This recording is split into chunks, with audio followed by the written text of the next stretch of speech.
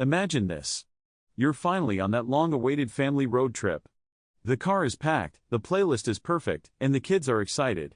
But suddenly, your child turns pale, clutches their stomach, and whispers those dreaded words, "I feel sick."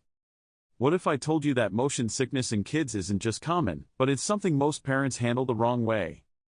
Today, we're diving into the real reasons why kids experience motion sickness, the mistakes parents often make, and what science says about preventing it effectively. Stick around to the end, because we'll also go over a practical checklist you can use before your next trip. And if you're a parent who wants real, research-backed health tips and facts that actually work, don't forget to subscribe to the channel and join our growing community. Let's begin. What is motion sickness? Motion sickness, also known as kinetosis, happens when there's a disconnect between the signals your child's body is receiving. The eyes are seeing a still environment, like the inside of a car. The inner ear is sensing movement, like bumps and turns. The brain is left confused, and it reacts with nausea, dizziness, and sometimes vomiting. It's a classic case of sensory mismatch. And since children's sensory systems are still developing, they're more sensitive to this kind of confusion. Why are kids more vulnerable? Kids between the ages of 2 and 12 are most likely to experience motion sickness. Their balance systems are still maturing, and their ability to ignore conflicting signals isn't as strong as in adults. It's not just car rides either. Boats, airplanes, amusement park rides, and even virtual reality games can trigger it. Genetics can also play a role. Studies suggest that kids with a family history of motion sickness or migraines are more likely to suffer from it. Symptoms to watch for. Recognizing the early signs of motion sickness in children is crucial, especially because young kids often struggle to express exactly how they're feeling. They may not say "I feel nauseous" or "I'm dizzy." Instead, their bodies show subtle cues that parents and caregivers need to catch before the situation escalates. So, what should you look out for? Sudden yawning or sleepiness, even if they were energetic moments ago. Cold sweats, often appearing on the forehead or palms. Pale or slightly greenish skin tone, which can signal nausea. Dizziness or swaying, particularly if they try to stand or move. Loss of appetite, refusing snacks they normally love. Excessive saliva or repeated swallowing, a subtle but telling clue. Nausea or vomiting, which may come without much warning. Becoming unusually quiet or withdrawn, possibly due to discomfort or embarrassment. These signs often appear well before the child actually vomits, which gives you a small but critical window to step in with helpful interventions, before things get messy or traumatizing.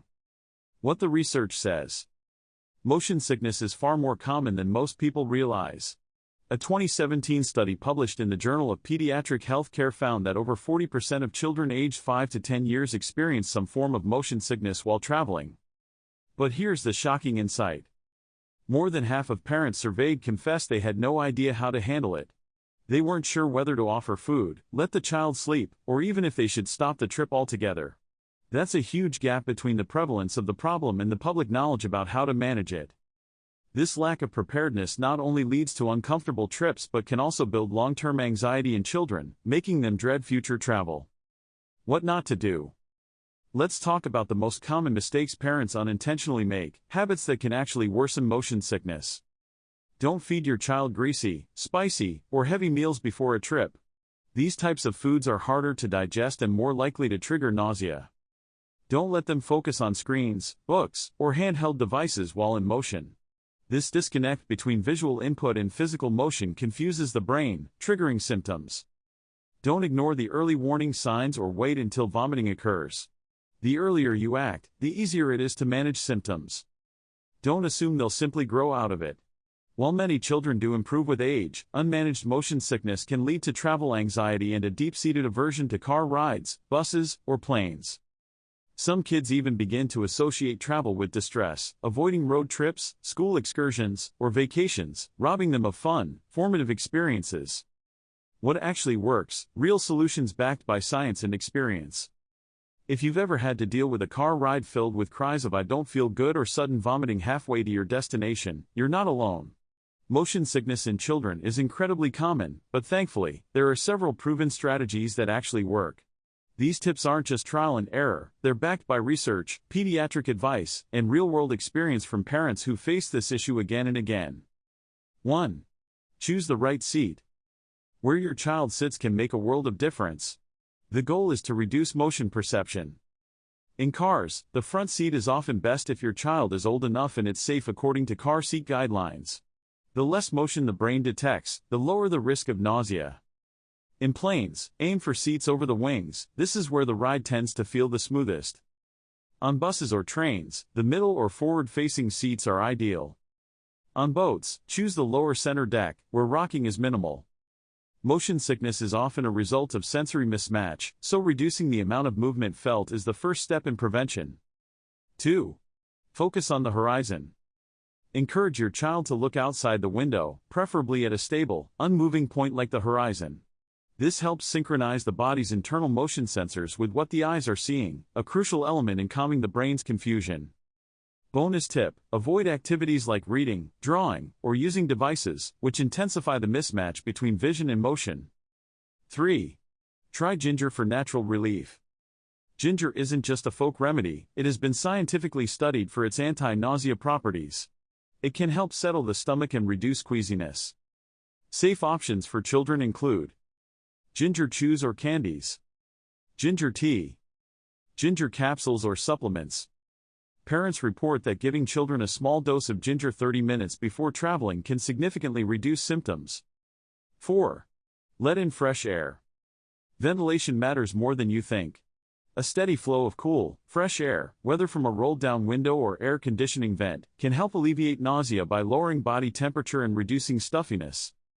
Avoid warm, poorly ventilated vehicles or strong food smells in the car, both of which can trigger or worsen symptoms. 5. Use acupressure wristbands. These simple, drug-free bands apply gentle pressure to the P6 point on the inner wrist, a point traditionally associated with nausea relief in acupuncture. Known as C-bands or motion sickness wristbands, they are safe for kids, reusable, often highly effective when used early. They're a great first line of defense and many parents swear by them for both short and long trips. 6. Use distractions, but wisely. While screens can worsen motion sickness, engaging the brain in other gentle ways can help. Try playing soothing music or nature sounds, listening to a fun audiobook or a calm podcast, asking your child to help count trucks, license plates, or trees. Activities that keep their mind busy but eyes stable can reduce fixation on nausea and make the ride feel shorter and smoother. 7. Medication as a last resort.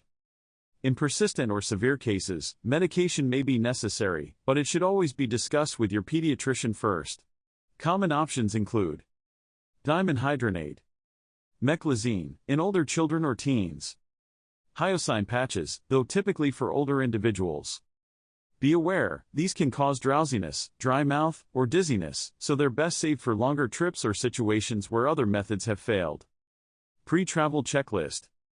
Here's a simple checklist you can follow before every trip. Give your child a light, non-greasy meal. Pack a motion sickness kit: wipes, water, vomit bags, ginger products, acupressure bands. Choose the best seat for minimal motion. Avoid screens and books. Use soft distractions like music or conversation. Have cleanup supplies ready, just in case. Here is a real story, from struggle to solution. Let me share a quick story. A mother named Priya from Bangalore told us about her 8-year-old daughter who used to dread every single car ride. She would get nauseous just minutes into a trip. Priya tried everything: snacks, stopping frequently, even medications, but nothing helped. Then she switched strategies. Her daughter started sitting in the front seat, listening to audiobooks, and chewing ginger candies. Within weeks, the change was dramatic. They could finally enjoy travel again as a family. It wasn't instant, but it worked because it was consistent and thoughtful. So, if you've ever felt helpless watching your child struggle with motion sickness, know this: you're not alone. And now, you're equipped with knowledge and strategies that actually make a difference. Help your kids enjoy the journey, not just the destination. If you found this video helpful, give it a like and share it with another parent who might need it. And if you're passionate about practical health tips backed by real science, hit that subscribe button and turn on notifications, because we drop useful content like this every week. Let us know in the comments, what's your best tip for handling motion sickness in kids? Thanks for watching, and until next time, stay healthy, stay curious.